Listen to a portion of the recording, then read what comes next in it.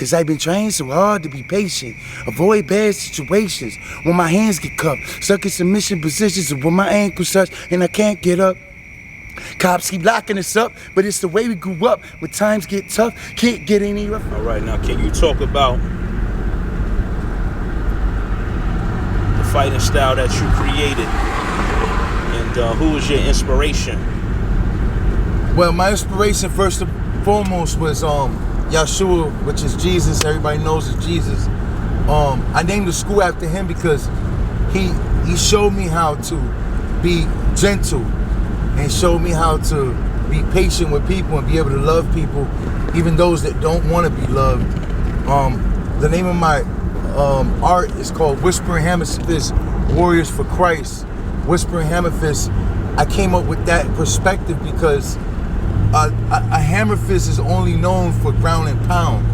It's not really known for a stand-up type of attacks. And I felt like a hammer fist was so profound because as you pound on something that's metal, that's concrete even, wood even, anything that's harder than the tissue of a human being, a hammer fist can respond to it all day long. But if you was to use your fist, it would begin to start showing some kind of pain, or you begin to feel some kind of pain. So I saw that it was a dominance within it, and it was like a bladed move. And I picked it up from the Filipino arts, which is an extraordinary art. I picked it up from Silat, which is an extraordinary art, Indonesian art. These are all different tribes from these different countries, which would be the Philippines and Indonesian. And then I took the soft aspect of Wing Chun Kung Fu and combined it with kickboxing, such as Bruce Lee. Not to be a Bruce Lee copycat, but he inspired me a lot to understand that martial arts is it's mixed. That's where the whole terminology mixed martial arts come from. Not just knowing, and my hat's off to Brazilian Ju-Jitsu, any other art that that's in the game, but that doesn't make you a mixed martial artist if you just know Muay Thai and Brazilian Jiu-Jitsu. In my book, that's my own opinion, because a mixed martial artist, it's several martial arts that you must venture off into. Krav Maga is a very good art, but it has a lot of Jeet Kune Do repetitions in it. So everything is repetitive from another art. It's as you would say, copycat, but I would say respectfully that they saw potential in that master or in that practitioner, that they want to proceed and mix their art into it. So when Bruce Lee opened the door for people to be able to mix different arts, and you wasn't actually known as a sellout or my art is better than your art type of deal, by being able to mix different arts, now you put yourself in a variety of combatants. So if you face someone necessarily that does the same art that you do, that you'll be able to express yourself differently than that person. So it's more a form of expression, as Master Bruce would say. He was very inspiring to me to continue with arts and go into different attributes as far as China and learning different arts as far as judo and all these different arts that I actually sponge. And shout out to YouTube, because if it wasn't for YouTube, we would have to read a bunch of books or go to a bunch of classes and actually never master nothing and be a master of none, and I don't never claim I'm a master, because a true master is a forever student, because he's always sponging different arts. So I really don't, guys call me master, it's cool, or sifu is awesome to be called that, but I consider myself a student in my own art, because the art is forever. It's the art of life. So as long as you keep breathing, the art continues. It never stops. So that's the same concept that Bruce Lee had, and I kept it alive because I felt like that's actually really expressing yourself to the fullest. Okay.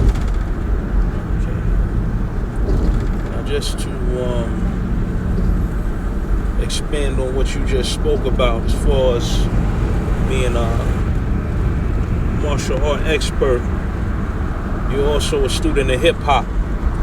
Now, you mentioned that Eminem was one of your hip-hop inspirations, but I look at you as an offspring of probably one of the most, I wouldn't say the most, but one of the best hip-hop groups of all time, Wu-Tang Clan, because they were able to merge hip-hop with martial arts, but also spirituality. And you're a brother that's deeply spirited and deeply rooted in your religious faith. But also very passionate about the hip-hop. Now, how was it that you were able to merge all three together and create this collective body of something beautiful, but also something that is medicine for the people in the community that you service? Because I wanted to bring power. Because you have people that they're empowered. They don't like. You have people that are in wheelchairs that they can't go to a martial arts school because their martial arts school doesn't allow that person because they're not able to perform the way they would like them to perform. And that's not, it doesn't run in my book. I believe that everybody is entitled to, right here, brother, is entitled to learn something, entitled to feel empowerment. So what I did was I created an art where I could teach a person in a wheelchair. I could teach someone that was blind. I could teach someone that, because it's sensitivity. Bruce Lee said it best, that sensitivity is key. Learning how to sensitize and be able to hold your structure in a relaxed form and be able to explode like nobody's business, so like that you could really express your full energy, because it's all a base energy system, base art. So what I did, and I'm gonna give all myself credit for all these different practitioners that there are in the tree of life of Wing Chun, that are gurus of Indonesian arts and Filipino arts and Chinese arts, masters and whatnot. My hat's off to them, and I've learned a lot from them. And when I was in prison, I learned that the fastest way to respond to something is to actually be in the fight. You know what I'm saying? The fastest way to learn something is to actually be in the fight. So basically, I teach people that, like senior citizens, that they actually can do the things that they used to be able to do. Not as fast, but if you use natural speed and you use speed that's not forced and you're naturally doing it, then you don't have to really force yourself. You know what I mean? You don't have to force anything because it's a natural response. Like as far as like combing your hair, touching your face, touching your leg, these kind of movements, touching your arm, these are movements. And when the Filipinos use this as a trap, to trap an arm, when the Wing Chun uses this, you just passed it. The Filipinos use this as a trapping system, as touching yourself. That's my gym, by the way, right there. And we could do some stuff there too. But make a long story short, basically the arts was a way to escape from abuse, to teach people that are getting abused, as far as women with domestic violence, as far as kids being abused by their stepdads or by their dads, or about a woman dealing with different boyfriends and kids having to suffer through the abuse, to be able to teach them something where they can defend their mom, where they can defend their family.